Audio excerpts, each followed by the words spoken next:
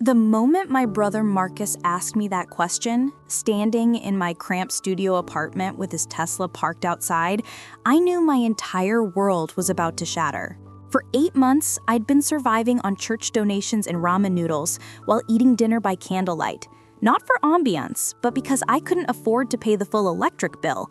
For 8 months, I'd smiled through the humiliation of accepting charity food packages, telling myself it was temporary, that things would get better. And for 8 months, $40,000 that was supposed to keep me afloat had been funding someone else's luxury lifestyle. The woman wearing that money stood right behind him in $1,000 heels, smiling at me like we were family. That Sunday morning in May, when Marcus pulled up in that brand new Tesla, everything I thought I knew about trust, family, and survival was about to be rewritten in the most devastating way possible. He stepped out looking like success incarnate. Designer watch catching the sunlight, crisp white shirt, that easy confidence that money brings when you've made your first million before 35. Marcus owned 3 tech startups across Atlanta, each one printing money, while I was stretching potato soup across 3 days. He held a bouquet of roses so bright they hurt my eyes, kissed my cheek, and said he was sorry for missing my 30th birthday the week before. I understood. Marcus was always busy building his empire, and I was proud of him. We were all each other had after our parents died in that car accident 7 years ago. He threw himself into business, I threw myself into helping people. That's just who we were. He set those roses on my small kitchen table, the only table I had, and his eyes swept across my studio apartment with that look I'd seen too many times, pity mixed with love, concern wrapped in privilege. Then he said the words that would change everything. "Naya, baby sis, I just want to make sure you're good. Keisha's still sending you that $5,000 every month, right? I set it up so you'd be comfortable while you're doing all that nonprofit work." The room tilted. My heart started pounding so hard I thought he could hear it echoing off my thin walls. $5,000 every month? I had $17 in my checking account. 17! I've been choosing between laundry detergent and toilet paper for the past 2 weeks.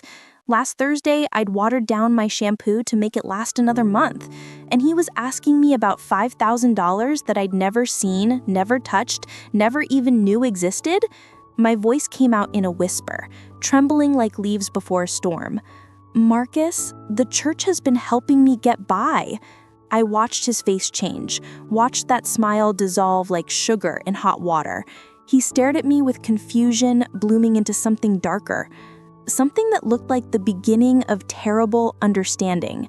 "What do you mean the church is helping you?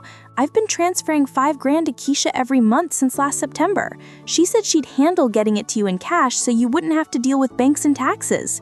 Before I could process those words, before I could calculate what 8 months times $5,000 meant for my survival, the door opened. Keisha walked in like she owned the place. Hell, the way she dressed, you'd think she owned the whole building and everyone in it.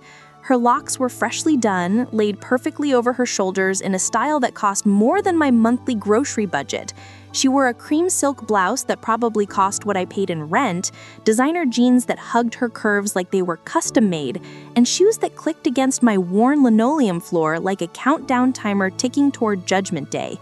The Chanel No. 5 she wore filled my tiny apartment, drowning out the smell of the potato soup I'd been rationing all week. She smiled at me with that gorgeous smile that probably helped her catch my brother's attention at some tech conference 2 years ago. That smile that had welcomed her into our family, into our lives, into our trust. But her eyes, God, her eyes were cold as December rain, empty as promises made by politicians. "Hey, Naya. Girl, you look thin. You eatin' okay?" The irony of those words hung in the air like smoke from a fire I couldn't yet see but could definitely smell. Marcus turned to her, his voice tight with an edge I'd never heard him use with her before. "Keisha, babe, Naya says she hasn't been getting the money. She says the church has been helping her." I watched Keisha's face, studied it like a textbook I needed to memorize for an exam I couldn't afford to fail. Her smile didn't even flicker. If anything, it got brighter, warmer, more concerned, like she'd practiced this exact scenario in a mirror somewhere between spending my money and lying to my face. "Oh, sweetie." she said, looking at me with those practiced, sympathetic eyes that probably worked on everyone who didn't know what I knew, that something here was fundamentally, devastatingly wrong. Remember, I stepped by last month and the month before. You kept saying you deposited it already. Baby, I know memory can be funny sometimes when you're stressed. She trailed off, letting the implication hang there like a noose, like I was the one losing my mind, like I was the one who couldn't remember, like my poverty was somehow evidence of my incompetence rather than her theft. The subtle suggestion that I was confused, forgetful, unreliable, it was masterful in its cruelty.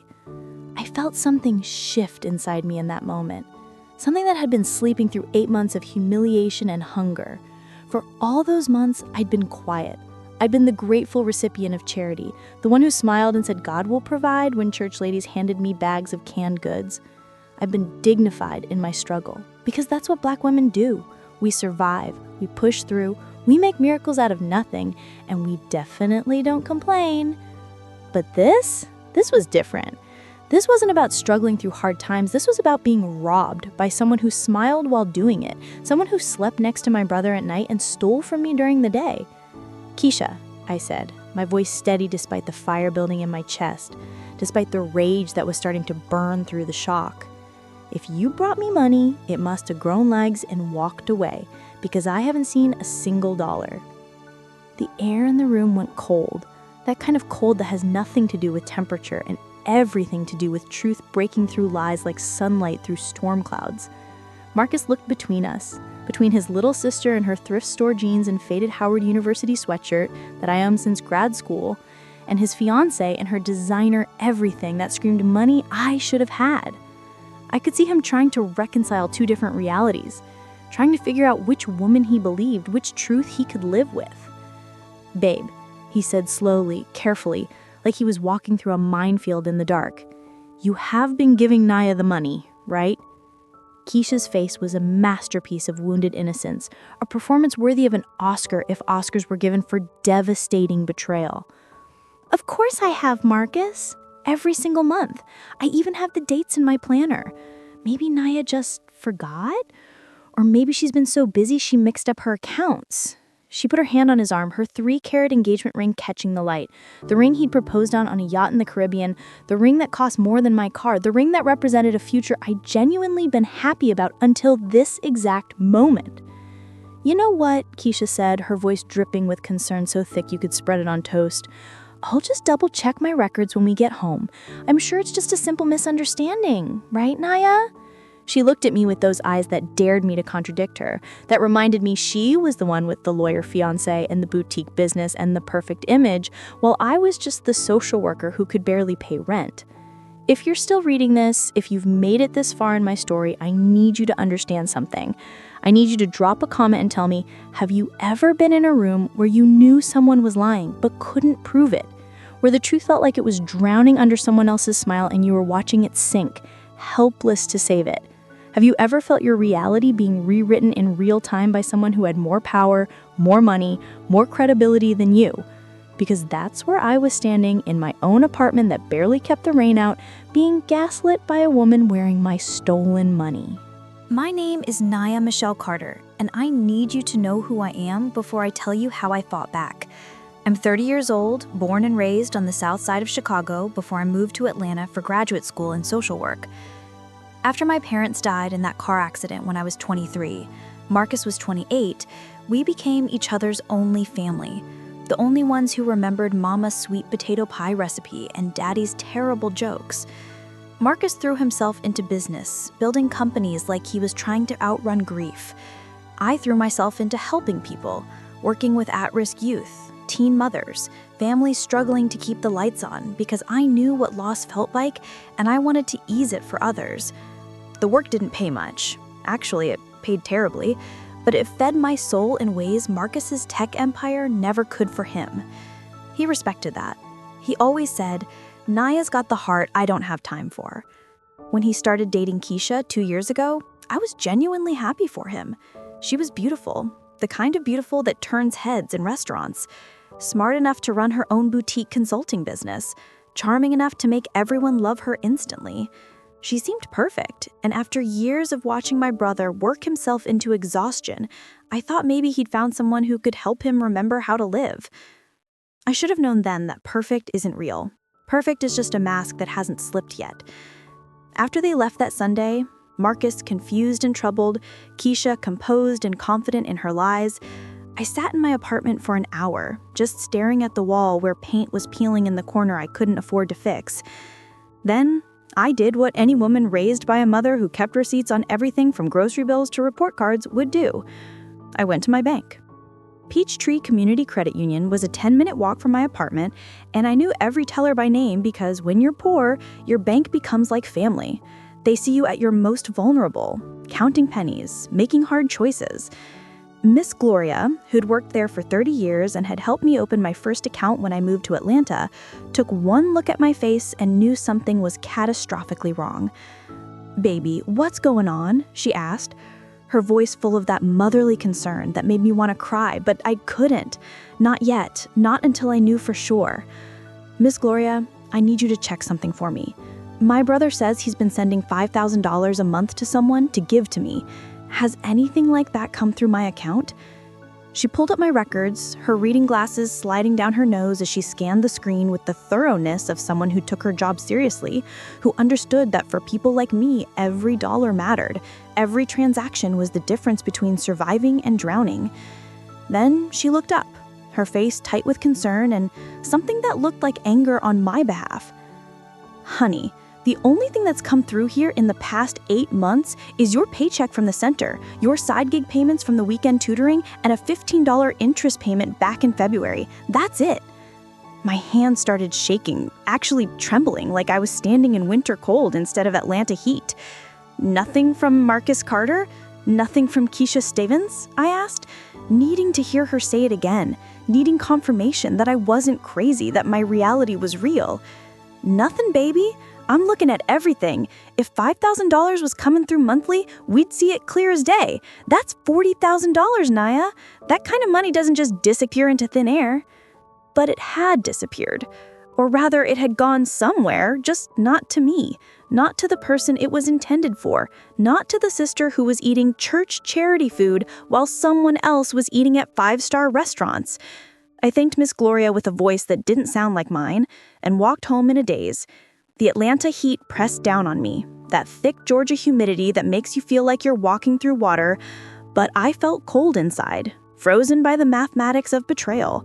$40,000, while I'd been choosing between paying my electric bill or buying groceries, while I'd been standing in line at the church food pantry on Wednesdays, grateful for canned corn and day-old bread from the bakery donation, while I'd been washing my clothes in the bathtub to save quarters for the laundromat. $40,000! That night, I pulled out the journal I'd kept since my mama died. The one where I'd written letters to her, prayers to God, and thoughts I couldn't say out loud. Mama used to say, "Baby girl, write it down. The truth always shows itself on paper, even when people try to hide it with their mouths." I started documenting everything, creating a timeline of deception that would become my roadmap to justice. September 15th, Marcus says he set up monthly transfers to Keisha for me. I received nothing, didn't even know the money existed. October 3rd, Keisha called, said she couldn't drop by because of a work emergency, claimed she'd leave the money under my doormat. I heard restaurant noise and laughter in the background, the sound of leisure while I was working a double shift. November 12th, Keisha posted photos from Miami on Instagram. 5-star hotel with an ocean view, designer shopping bags from stores I couldn't afford to walk into, caption reading, "Blessed and highly favored," with prayer hand emojis. I remember seeing that post and feeling genuinely happy for her success, never knowing I was looking at my own money being spent on someone else's vacation. Line by line, entry by entry, I built my case, not with anger, but with the precision my mama had taught me, because Black women don't get to be emotional when we've been wronged. We have to be bulletproof, receipt ready, documentation in hand, because our word alone has never been enough in a world that questions everything we say. Over the next few weeks, I watched Keisha carefully, studied her like a subject I needed to master.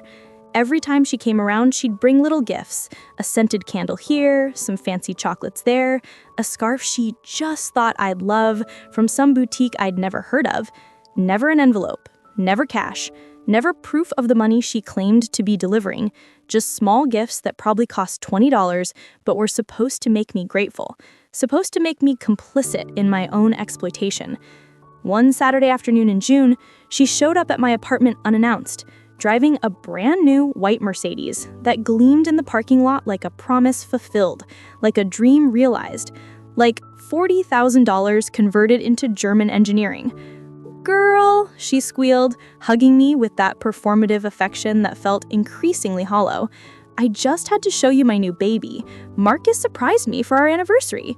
I looked at that car, at the temporary tags still in the window, at the leather interior visible through the pristine windows, and thought about the $40,000 that was supposed to be keeping me from drowning.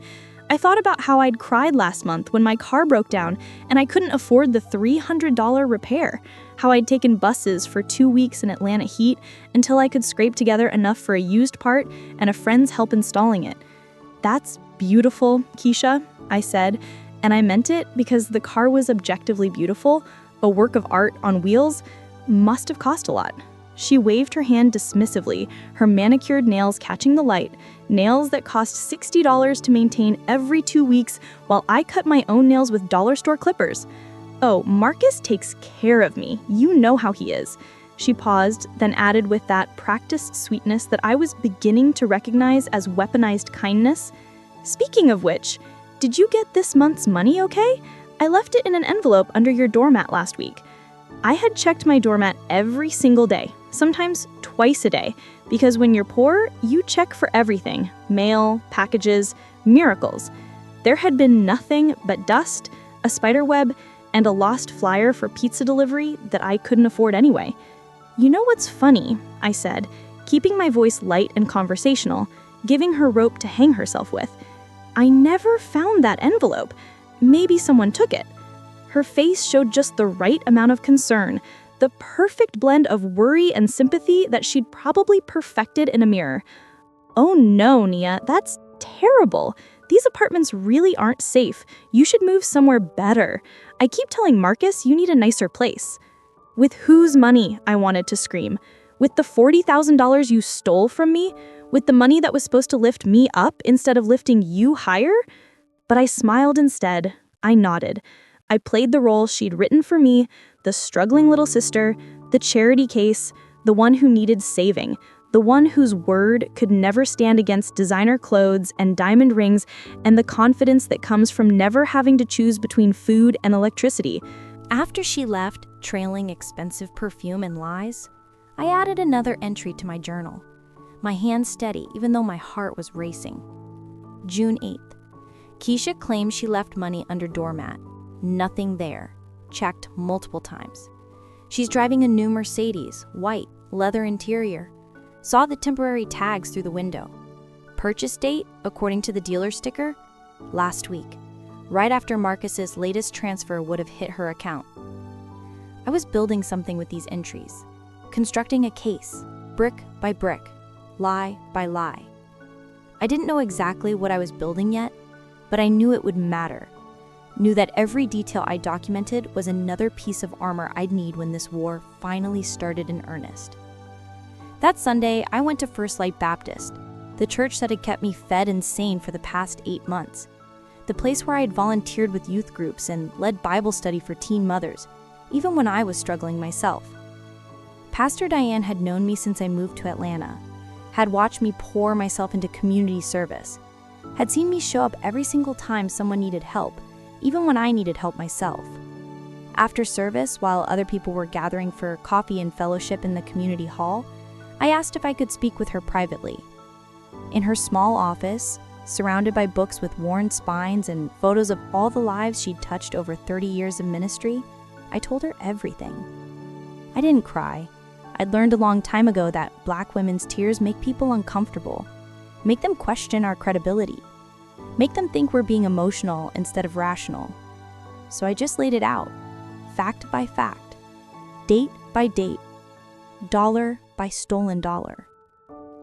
Pastor Diane listened with her hands folded on her desk, her face growing more troubled with each sentence, her eyes reflecting the anger I was trying so hard to contain. When I finished, she sat back in her chair and said words that changed everything. "Naya, you know what you're describing is financial exploitation, right? That's not just lying. That's not just being shady. That's theft. That's a crime." I nodded, feeling the weight of that word, crime, settle onto my shoulders. "I know, Pastor, but how do I prove it? It's my word against hers, and she's the one with the lawyer fiancé, the boutique business, the perfect image, the social capital. I'm just the social worker who can barely pay rent, whose lights got cut off last month, who everyone sees as needy. Who's going to believe me?" Pastor Diane leaned forward, her voice taking on that quality it had when she preached, when she spoke truth that couldn't be denied. "Baby girl, you listen to me. David had a slingshot and 5 smooth stones. That's all he needed because he had the truth on his side, and God backing him up. You've got something better than Keisha's lies.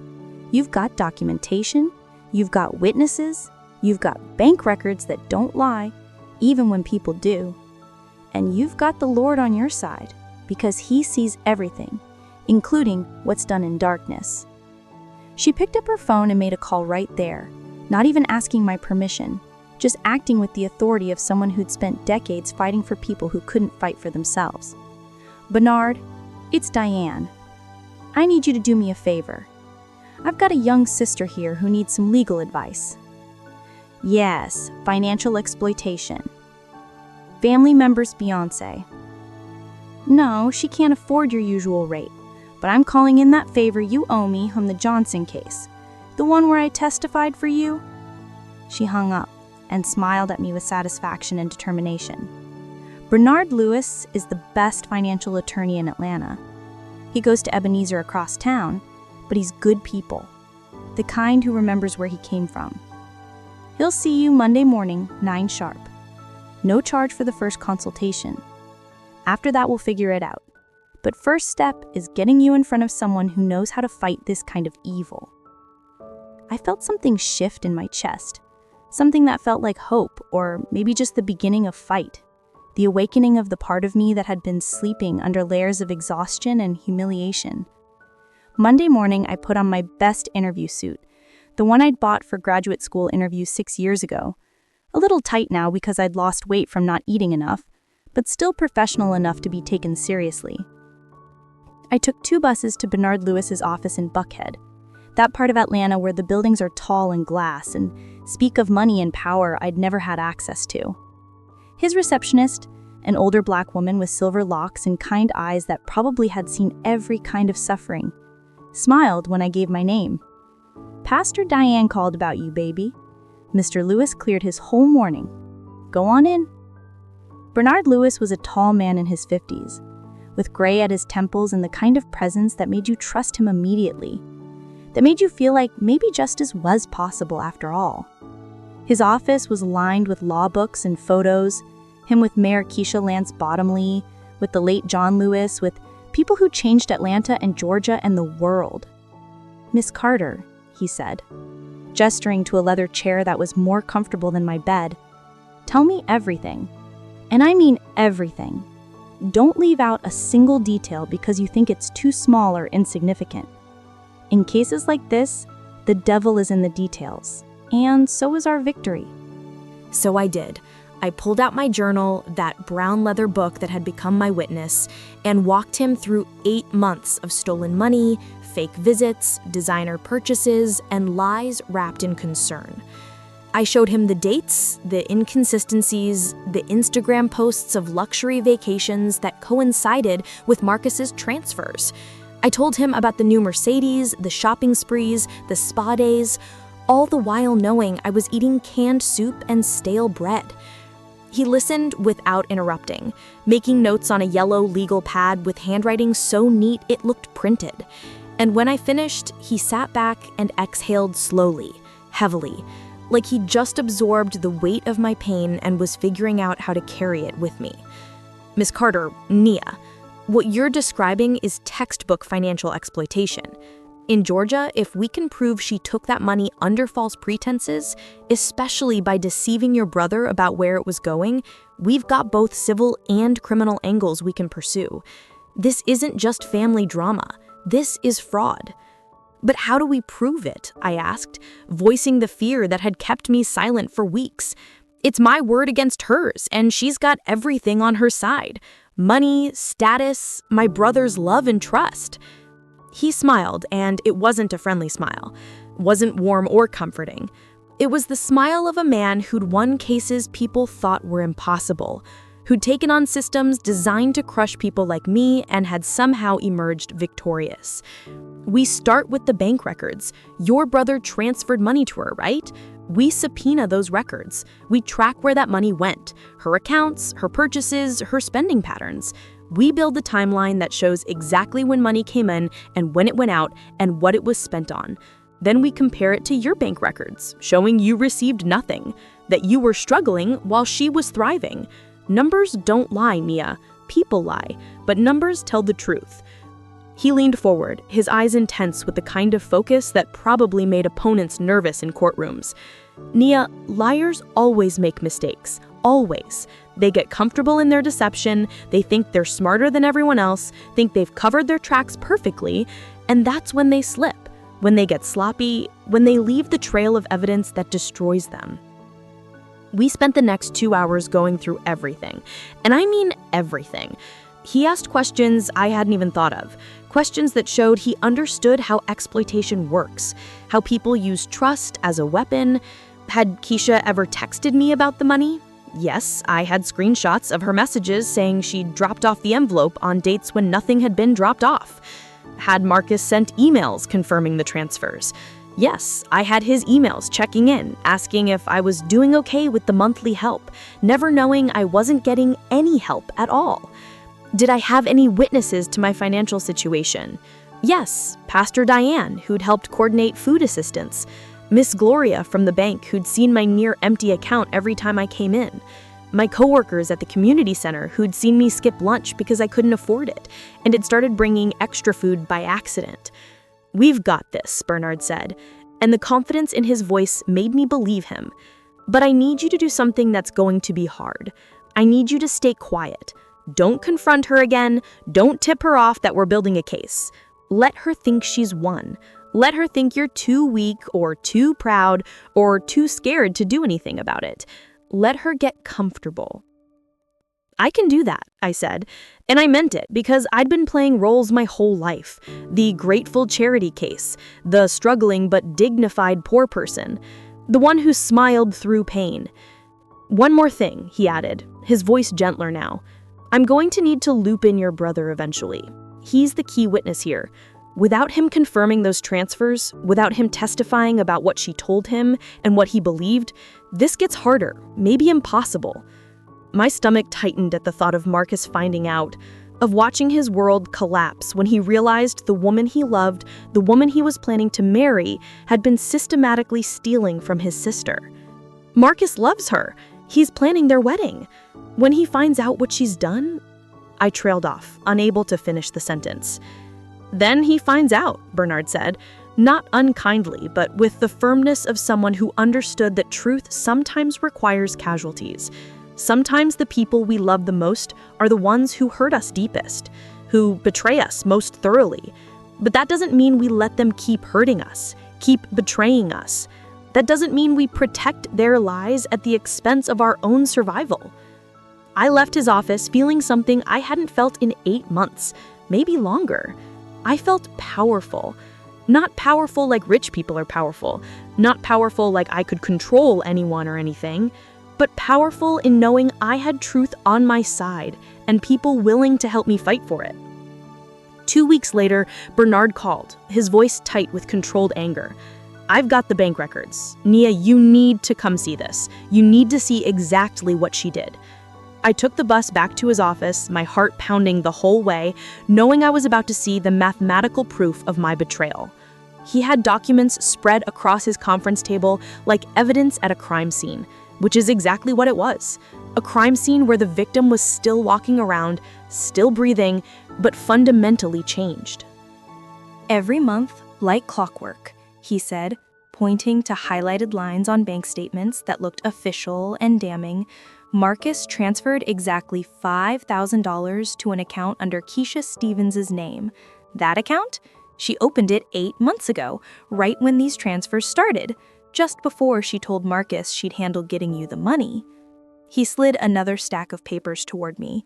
And here's where it gets interesting, where her arrogance becomes our ammunition. That money didn't just sit there, accumulating.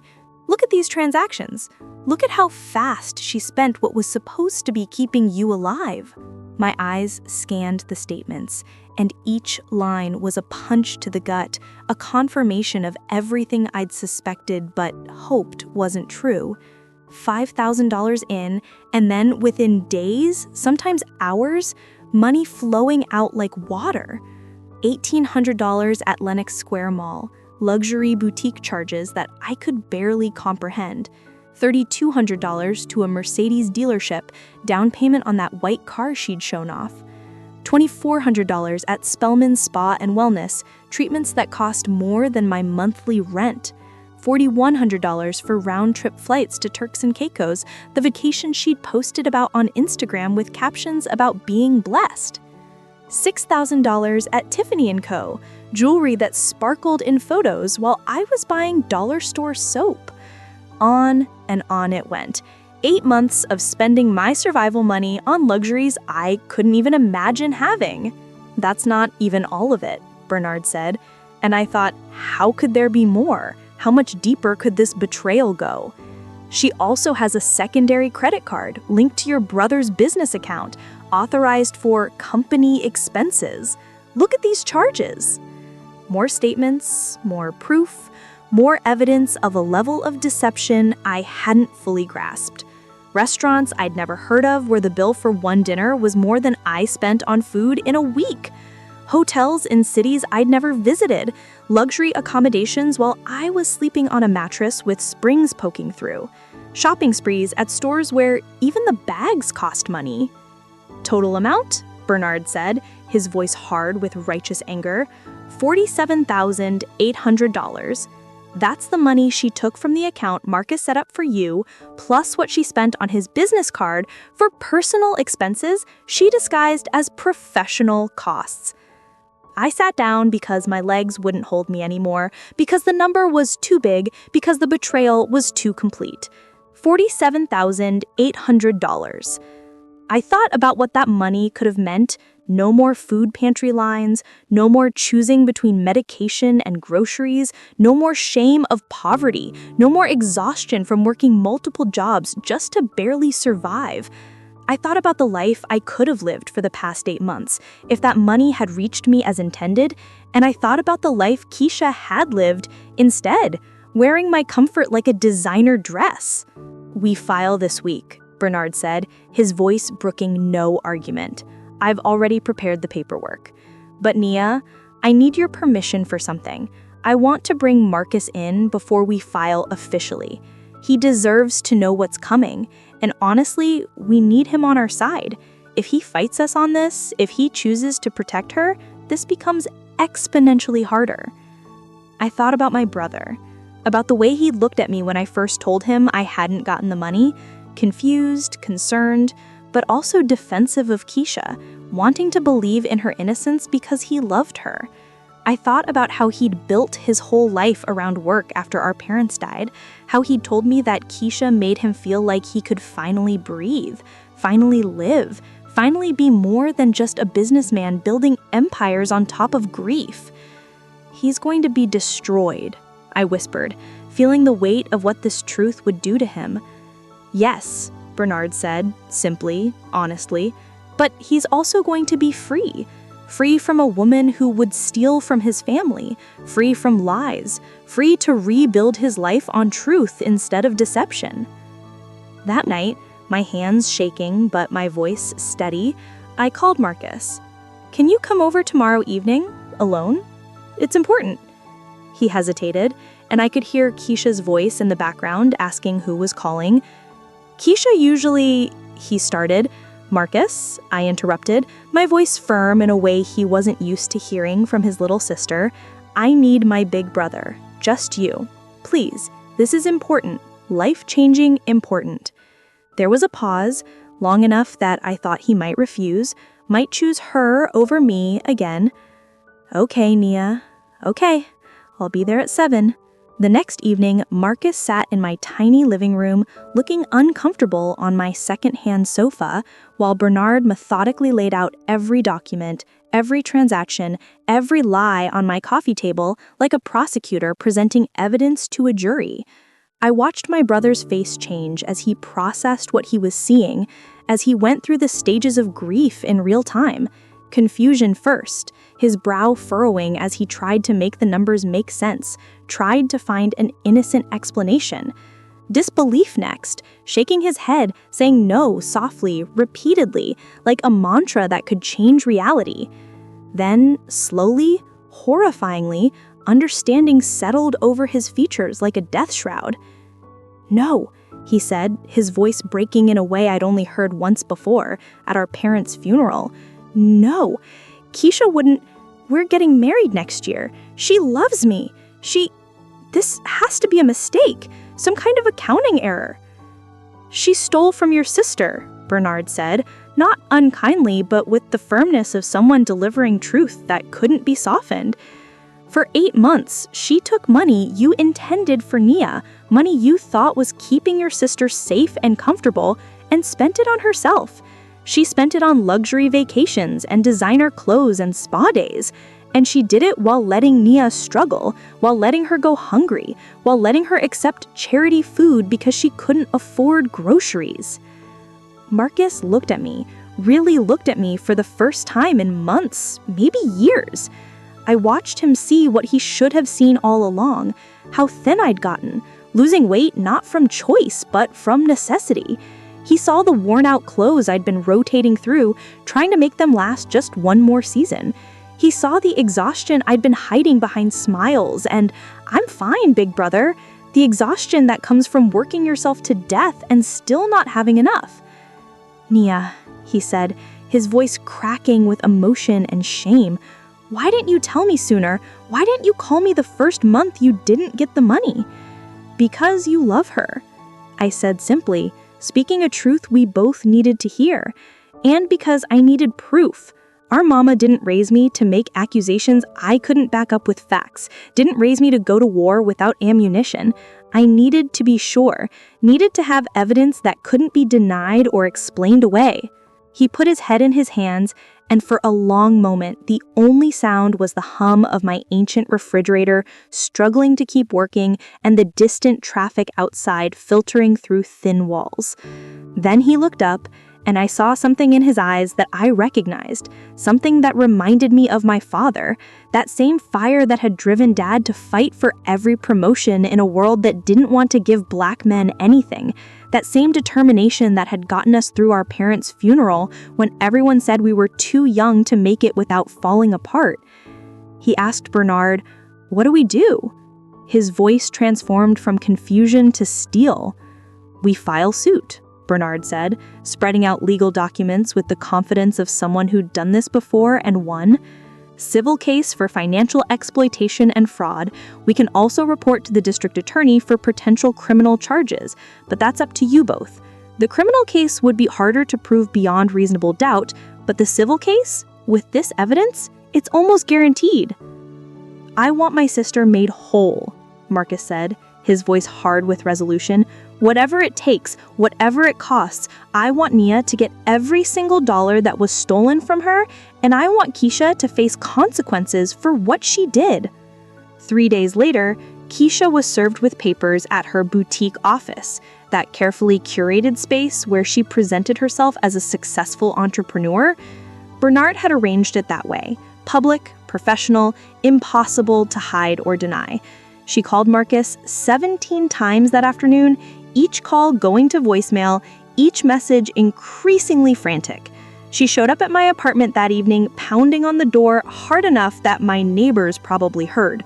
Through the peer hole, I watched her, Designer dress, perfect makeup, but her face twisted with rage that finally showed who she really was underneath all that polish. "Nia, open this door. How could you do this to me? After everything I've done for you, I've been nothing but good to you, and this is how you repay me?" I stayed quiet, didn't engage, didn't open the door to let her performance continue. Instead, I called building security and watched through the peer hole as they escorted her out, watched her scream about lawyers and defamation and how I was just jealous of her success, jealous of what she had, jealous of her relationship with Marcus.